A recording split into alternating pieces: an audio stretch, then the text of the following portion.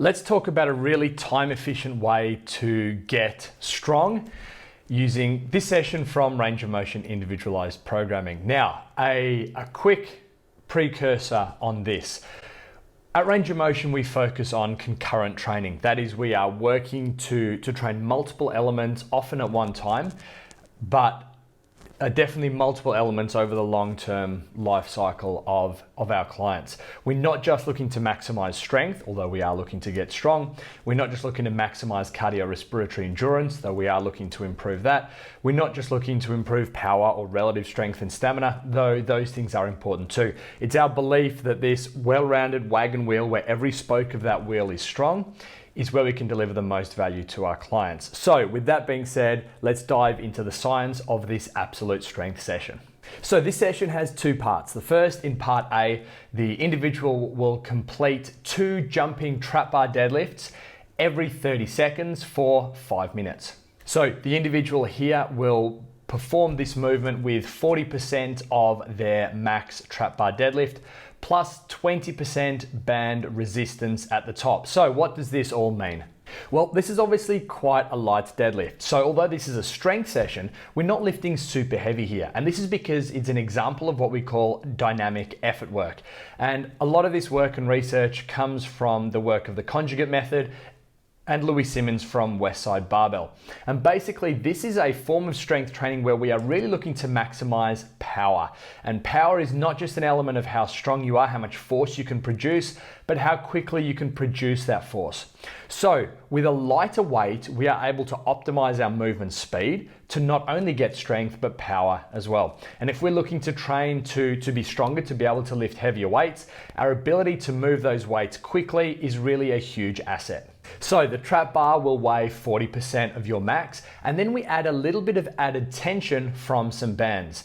And we've basically calculated what bands you need to use. So at the top of that deadlift, those bands are weighing 25% or are adding 25% of your max deadlift to that bar. So why do we add this band resistance, and why do we do jumping trap bar deadlifts? Well, normally when you're doing strength training, your body starts to decelerate as you get towards the end of a range. So if you think about a deadlift, you're locking out a heavy deadlift. That's possibly the easiest point of that lift for you. For a lot of individuals, not everyone, but for a lot of individuals, the hardest part of that deadlift is breaking the bar from the ground and getting it past the knee. What we're doing here is we're identifying this weak point in the deadlift, that being the top of the repetition, and we are A, adding a little bit more load there through the use of the bands, but B, we're ensuring that not only are you failing to decelerate, but you can actually accelerate through that end of range to really ensure that we're getting maximum benefit for power production through hip extension and through knee extension. And again, we're keeping the sets nice and low here. Only 2 reps every 30 seconds for the 5 minutes. This ensures we're able to maximize power, because power can deteriorate very quickly. And if we're training this to fatigue, we're not training that movement speed that we're looking to achieve. So at the end of part A, we move on to part B. And you'll remember that part A was an example of dynamic effort work. Now we move on to max effort work. So when the clock is on 0, the individual will complete 5 high bar back squats. When the clock gets to 2, they will complete 3 push press. When the clock hits 4 on the back squats, when it hits 6, back on the push press, and we will cycle through this for 5 rounds. So again, as we kicked off at the start of this video, we talk about the fact that this is not necessarily the best way to get strong.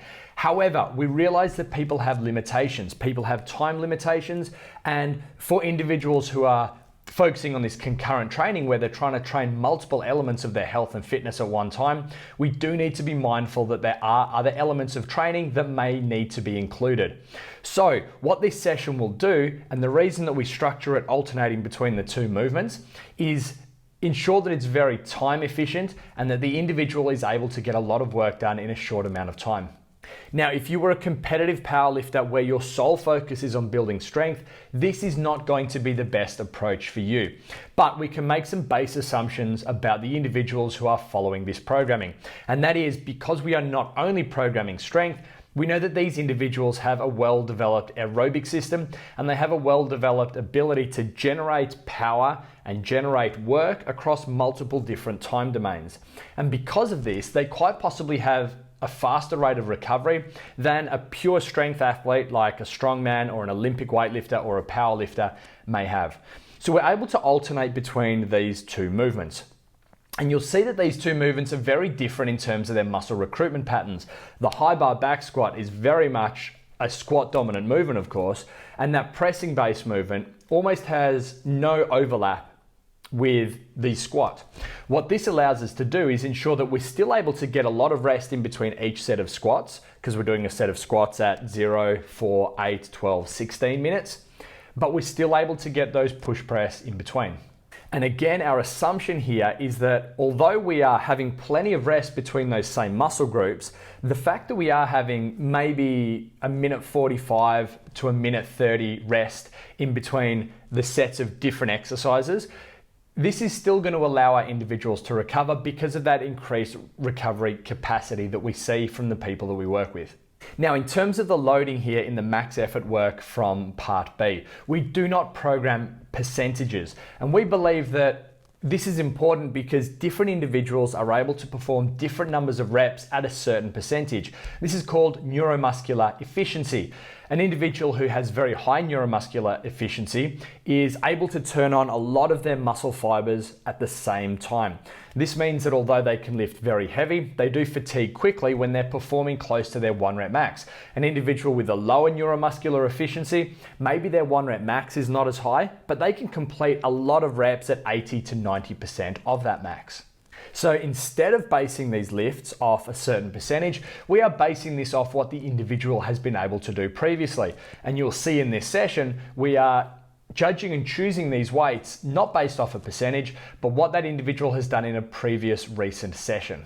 Now, a final point here on part B, you'll see that the final set is for max reps, and this does a few things. Firstly, it provides an indication to the athlete that maybe they have gone too light. So if they're not able to perform more reps, chances are they've chosen the correct weight. So if the individual does a set of 5 at the very end, attempts the 6 but reaches some sort of technical failure, that would mean that the weight is spot on. However, if the individual is able to perform reps 6, 7, 8, then perhaps they've gone a little too light, and we can make some notes in their training to ensure that we're going a little heavier next time. Now, the second big benefit of this is even if you do go a little too light on those first 4 sets, you're still getting that true max effort work at the very end there. But of course, in a perfect world, we're looking for the athlete to not be able to complete that final repetition. So this is one example of how we program to increase absolute strength in our range of motion individualized programming online clients. Again, this is definitely not the only way to get strong. It's definitely not the best way to get strong. But as part of a concurrent exercise training program where we are trying to train multiple different elements in one day, in 1 week, in 1 month, this is a very effective way. It takes into account not only the science behind how to improve strength, but also the factors that happen in people's everyday lives, the other training they have to do, the shortness of time they have, and those other interfering factors outside the training room. So take some of this new knowledge of the exercise science behind getting strong and see if you can apply this to your training. And of course, if you'd like to learn more about range of motion individualized programming, check out rangeofmotion.net.au/ROMIP.